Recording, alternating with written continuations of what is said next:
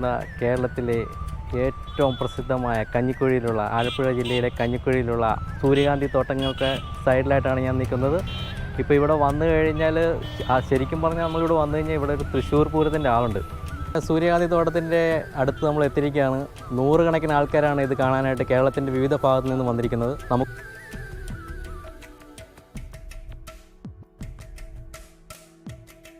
ശരിക്കും പറഞ്ഞാൽ നമ്മൾ ഉത്സവ പറമ്പിലേക്കാണ് ഇതുപോലെ ആൾക്കൂട്ടമൊക്കെ കണ്ടത്. എൻ്റെ ജീവിതത്തിൽ ഞാൻ ആദ്യമായിട്ടാണ് ഞാൻ ഇത്രയും ആൾക്കാരെ ഒരു ഉത്സവമൊന്നും അല്ലാത്ത സാധാരണ ഒരു പ്രദേശത്ത് കുറേ ആൾക്കാർ കാണുന്നത്. നമ്മുടെ ഈ തോട്ടത്തിൽ ജോലി ചെയ്യുന്ന ഒരു ചേട്ടനിവിടെ ഞാൻ പരിചയപ്പെട്ടു. ചേട്ടൻ്റെ പേരെന്നാ? മോഹൻദാസ് അല്ലേ? ചേട്ടാ ഇതിനെപ്പറ്റി ഒന്ന് പറയാമോ? ഇത് സുജിത്ത് എന്ന് പറഞ്ഞ ആളാണ് ഈ തോട്ടത്തിൻ്റെയൊക്കെ ഓണർ എന്ന് പറഞ്ഞത്. സുജിത്ത് ശരിക്കും എവിടെയുള്ള ആളാണ്? കൃഷിയൊക്കെ ചെയ്യുന്ന ആളാണ്. ചേർത്തല പുത്തനമ്പലത്തിലുള്ള. Okay okay. അപ്പോൾ ഇവിടെ ഈ വരുന്നവരിൽ നിന്ന് പാസ് എന്തെങ്കിലും വാങ്ങിക്കുന്നുണ്ടോ? Okay okay. ശരിക്കും പറഞ്ഞാൽ നിങ്ങൾ കഷ്ടപ്പെട്ട് ഇത്രയും റെഡിയാക്കി വരുമ്പോൾ ശരിക്കും പാസ്സൊക്കെ മേടിച്ചില്ലെങ്കിൽ അല്ലേ നിങ്ങളുടെ കഷ്ടപ്പാടിനൊരു ഫലം? കഷ്ടപ്പാട് തന്നെയാണ്. അവന് ഒരു 2-3 ലക്ഷം രൂപ ചിലവുണ്ട്. ഓ അത്രയും ചിലവുണ്ടല്ലേ? ഇത് ആദ്യം പോലെ പാസ് മേടിക്കുന്നുണ്ടോ ഇവിടെ? Okay okay. അപ്പോൾ ചേട്ടാ ഒരുപാട് സന്തോഷം. ഞാൻ ഈ സൂര്യകാന്തി തോട്ടങ്ങളുടെ ചിത്രം, അതായത് സൂര്യകാന്തി തോട്ടങ്ങളെ ഒന്ന് ഇവരെല്ലാവരും ഒന്ന് കാണിച്ചോട്ടെ കേട്ടോ. ശരി ശരി. അപ്പോൾ നമുക്ക് തോട്ടത്തിലേക്ക് ഇറങ്ങാം.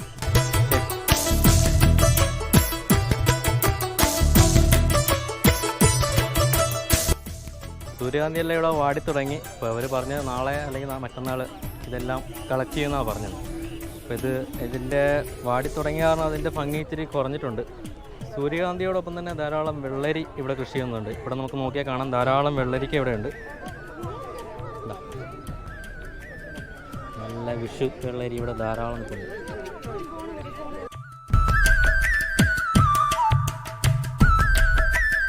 ഇവിടെ എല്ലായിടത്തും ഫോട്ടോഗ്രാഫി സെഷൻ നടന്നുകൊണ്ടിരിക്കുകയാണ്. നമുക്ക് ഫാമിലിയായിട്ടൊക്കെ വരുവാണെങ്കിൽ ഇവിടെ മുഴുവൻ നടന്ന് ഈ തോട്ടത്തിനകത്തൂടെ നടന്ന് ഇഷ്ടത്തിന് നമുക്ക് ഫോട്ടോ എടുക്കാം.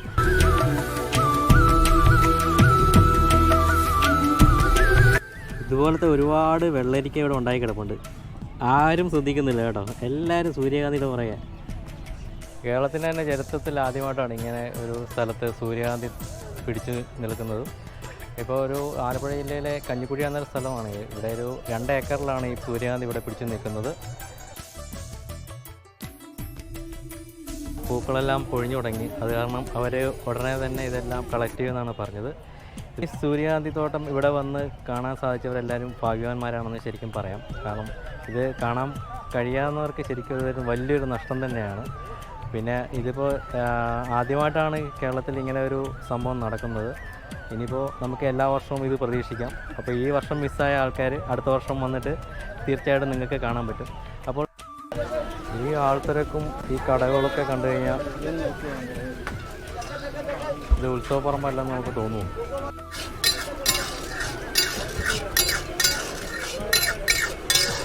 അക്ക മലയാളം അറിയാമോ? പിന്നെ മലയാളം അറിയാം. സൂപ്പറായിട്ട് മലയാളം അറിയാം. പിന്നെ എത്ര ദിവസമായി ചേച്ചി ഇവിടെ തുടങ്ങിയിട്ട്? 13 ദിവസമായി ഇവിടെ തുടങ്ങിയിട്ട്. 13 ദിവസമായോ? ഇവിടെ വന്നു കഴിഞ്ഞാൽ ഇത് ഉത്സവപ്പറമ്പാണോ? ഉത്സവത്തിന് പോലും ഇയാൾ വരത്തില്ല. ഇഷ്ടംമാര് ജനവാ, കോടാതി ജനവാ വരുന്നത് ഇവിടെ. ഏകദേശം എത്ര ആൾക്കാർ വന്നു കാണും ഇവിടെ? കുറഞ്ഞ ഒരു 2 കോടി ജനങ്ങളും ഇവിടെ വന്ന് കാണും. ദൈവമേ, കേരളത്തിൽ തന്നെ 3.25 കോടി ജനങ്ങളേ ഉള്ളൂ. 2 കോടി ജനങ്ങൾ. ദൈവത്തിനാണ് ഞാൻ കള്ളം പറയുന്നല്ലേ. നമ്മുടെ എല്ലാ നാടുകളിലും തമിഴ്നാട്ടുകാർ മുതൽ എന്ന് വെച്ചാൽ പാലക്കാട് നിന്നുള്ള ആൾക്കാരില്ല ഇങ്ങോട്ട് അവരുൾപ്പെടെ ഇവിടെ വന്നിട്ടുണ്ട്. തമിഴ്നാട്ടിൽ നിന്ന് ഒരാൾക്കാർ വന്നു. പാലക്കാടിന് ഇപ്പുറത്ത്. ശരിക്കും പറഞ്ഞാൽ ഇതൊരു കേരളത്തിന്റെ ഒരു ചരിത്രം തന്നെയാണ്.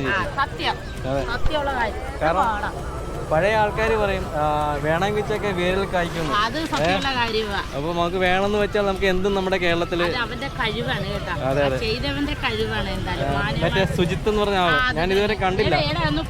ഇരിക്കുന്നവൻ ഏതാണ്? നിൽക്കുന്ന ചെറുക്കനാണ് അത്. ഇതാണ് സുജിത്ത്? ഇതല്ല, പൈസ മേടിക്കുന്നുണ്ടോ? അതാണ് സുജിത്ത്. ഓ, ഇതിന്റെ ഓണർ അവിടെ ഇപ്പം നമുക്കൊന്ന് പോയി പെട്ടെന്ന് പരിചയപ്പെട്ടു. ശരി ശരി ശരി. നമ്മുടെ മലയാളി ഇവിടെ ഇപ്പോണ്ട്. സന്ധ്യയായി, എന്നാലും വെളിച്ചക്കുറവുണ്ട്. എന്നാലും നമ്മുടെ മലയാളി നമുക്കൊന്ന് പരിചയപ്പെടണം. കാരണം ഇത്ര വലിയൊരു ചരിത്ര സംഭവം ഇവിടെ ഉണ്ടായിട്ട് നമ്മൾ പരിചയപ്പെട്ടില്ല എന്ന് പറഞ്ഞാൽ അതൊരു നഷ്ടം തന്നെയാണ്. മലയാളി ബിസിയാണ് ഇവിടെ. ഹലോ സുജിത്ത് മലയാളി, ബായ്, നമസ്കാരം. നമസ്കാരം. ഇതാണ് നമ്മുടെ വൈക്കത്തിലെ പുതിയ ചരിത്ര മനുഷ്യൻ എന്ന് വേണമെങ്കിൽ പറയാം. സുജിത്ത്, നമസ്കാരം. സുജിത്ത്, നമസ്കാരം. നമ്മുടെ ചാനലിലാണ് വില്ലേജ് ടൂറിസം വൈക്കം. ഓക്കെ, ഈ സൂര്യകാന്തിയെ പറ്റി എനിക്ക് ഒരുപാട് കാര്യങ്ങൾ ചോദിക്കുന്നുണ്ട്, തിരക്കാണെന്നറിയാം. എന്നാലും വളരെ പെട്ടെന്നൊരു കാര്യം, ഇത് സുജിത്ത് ഭായിയുടെ മനസ്സിൽ ഈ ഐഡിയ എങ്ങനെ വന്നത്? വർഷങ്ങളായിട്ടുള്ള ഐഡിയ ആണോ അതോ ആരെങ്കിലും പറഞ്ഞു തന്നാണോ?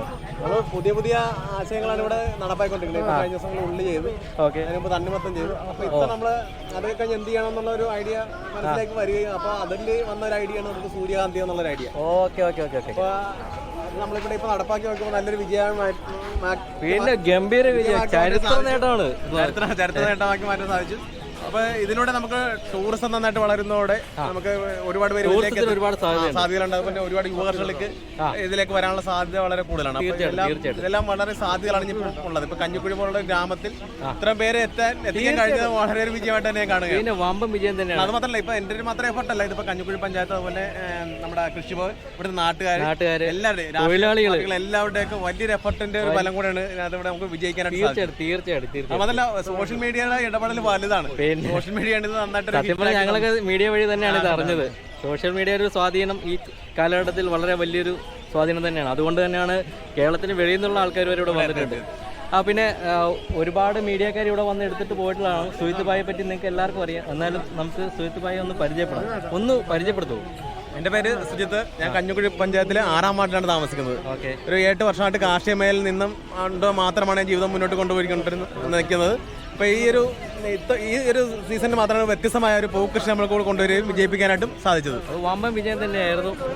അപ്പോൾ നമ്മളെ പോലെയുള്ള ഒരു ചെറുപ്പക്കാരനാണ് സുജിത്ത്. സാധാരണ ചെറുപ്പക്കാരെ കൃഷി രംഗത്തേക്ക് കടന്നു വിടുക എന്ന് പറഞ്ഞാൽ അപൂർവമേ ഉള്ളൂ.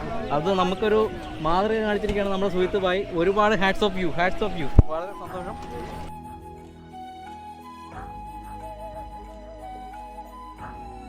ഈ സൂര്യകാന്തി കേരളത്തിൽ തന്നെ ആദ്യമായിട്ടൊരു സംഭവമാണ്. അപ്പോൾ ഈ സത്യം പറഞ്ഞ ഈ സൂര്യകാന്തി എണ്ണ എങ്ങനെയാണ് ഉണ്ടാക്കുന്നത്? ഇവിടെ ഇത് കളക്ട് ചെയ്ത് കഴിഞ്ഞാൽ എങ്ങോട്ടാണ് പോകുന്നത്? ഇതേപ്പറ്റി ഒന്നും ആർക്കും അറിയത്തില്ല. ഒന്ന് പറഞ്ഞു. കേരളത്തിൽ ഇപ്പോൾ ഇതിന്റെ വിത്ത് കിട്ടാത്തതുകൊണ്ട് തന്നെ നമ്മൾ പുറത്തുനിന്നുള്ള വിത്ത് കൊണ്ട് ഇവിടെ നഴ്സറി ഇപ്പോൾ ആകിട്ട് 2 ആഴ്ച പ്രായമുള്ള തൈയാണ് നമ്മളിവിടെ പറിച്ചിട്ടത്. പറിച്ചിട്ട് കഴിഞ്ഞ് ഒരു 40 ദിവസം കഴിയുമ്പോൾ തന്നെ ഫ്ലവറായി.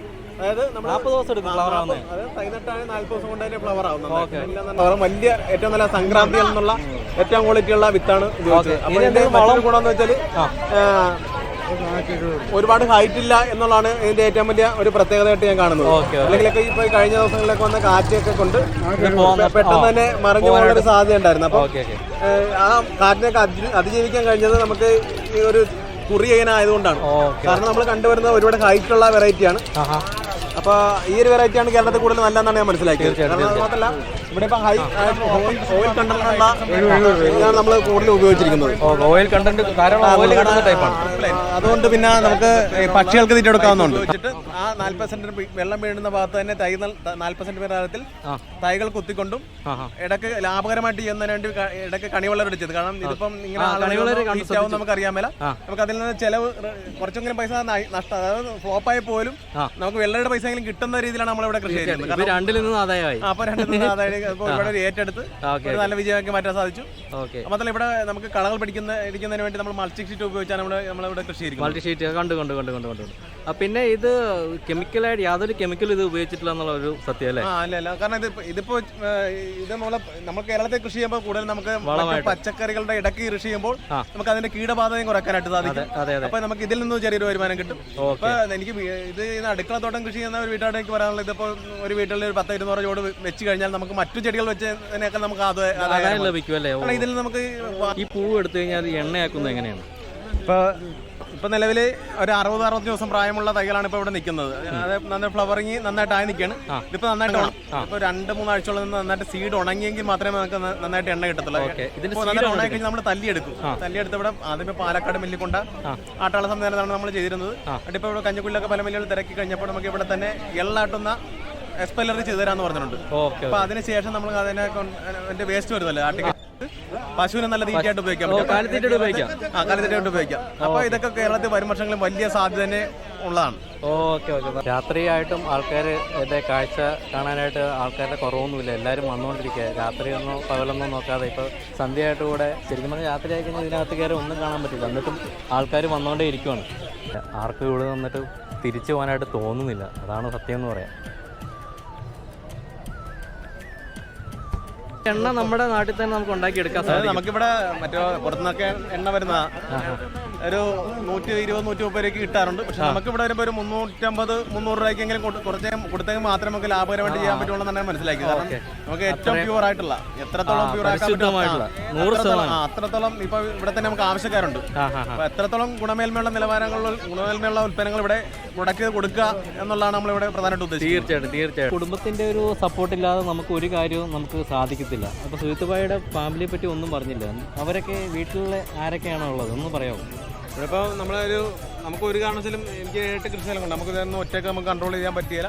വീട്ടുകാരുടെ സപ്പോർട്ട് തന്നെ എല്ലാവരുടെയും കൂടെ സപ്പോർട്ട് അതുകൊണ്ടാണ് നമുക്ക് ഇവിടെ കൃഷി ചെയ്ത് പോകാൻ പറ്റുന്നത്. വീട്ടിലെ അമ്മയുണ്ട്, വൈഫുണ്ട്, കൊച്ചുണ്ട്. അപ്പോൾ എല്ലാവരുടെയും കൂടെ സഹായങ്ങളും നാട്ടുകാരുടെയും നമ്മുടെ കുറച്ച് പേര് ഇവിടെ നമ്മുടെ ചേച്ചിമാരൊക്കെ നമ്മൾ സഹായിക്കാറുണ്ട്. അപ്പോൾ ഇതെല്ലാം കൂടെ സഹായം കൊണ്ട് മാത്രമാണ് നമുക്ക് ഈ മേഖല നന്നായിട്ട് ശോഭിച്ച് പോകാൻ പറ്റുന്നത്. ഓക്കെ.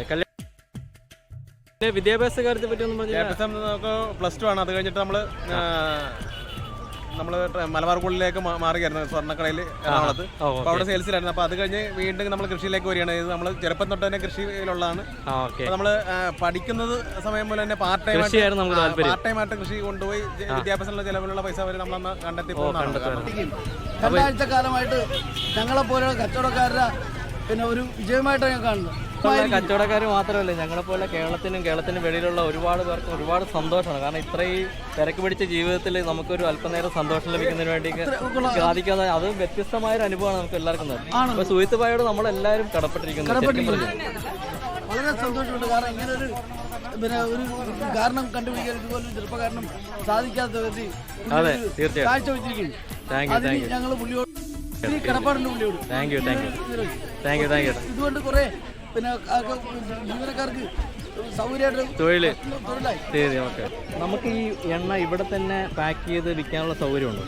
അത് കറക്റ്റ് ലേബർ ഒട്ടിച്ച് വെക്കാനുള്ള പെർമിഷൻ ഇല്ലെങ്കിൽ തന്നെ നമ്മൾ ആട്ടി വീടുകളിൽ വെച്ച് കൊടുക്കാം. ഇപ്പോൾ കടയിൽ വെക്കാനുള്ള പെർമിഷൻ ഇല്ല. നമുക്ക് ആട്ടി ഏറ്റവും ക്വാളിറ്റിയുള്ള എണ്ണ നമുക്ക് വീടുകളിൽ വെച്ച് തന്നെ കൊടുക്കാനുള്ള സംവിധാനത്തിൽ. അതായത് ഇവിടെ തന്നെ ഇപ്പോൾ വാട്സാപ്പിലൊക്കെ ഒരുപാട് നേരത്തെ തന്നെ ബുക്ക് ചെയ്തിട്ടുണ്ട്.